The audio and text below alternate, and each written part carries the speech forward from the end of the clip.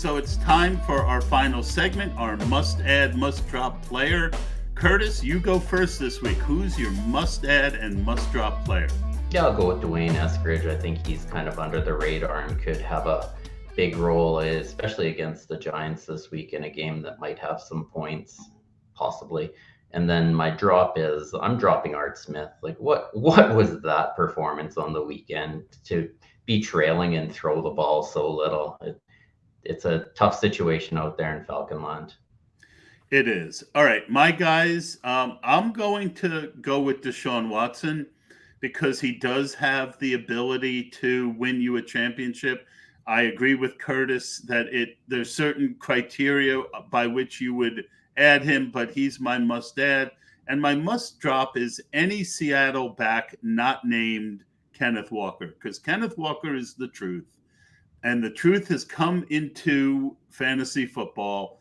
And I just don't see any role for these other guys. And then if Walker goes down, I think it will be a committee to where you won't get a great outcome. So I'm dropping all the Seattle backs. Tucker?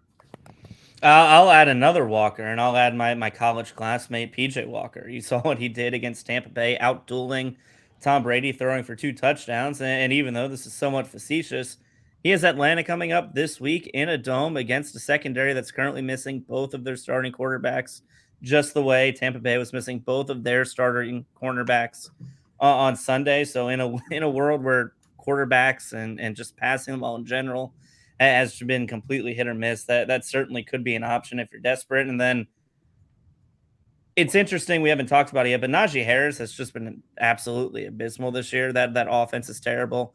Their blocking is terrible. He's averaging 3 yards per carry. He has 1 touchdown. He's 28th among running backs right now in fantasy points.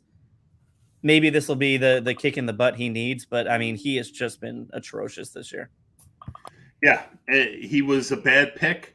I'm lucky Twitter got that one right because Twitter was what got me off of Najee Harris, Evan Silva, and thank you for that. I wasn't heavy on him, but I did have some shares early, and I faded him down the stretch.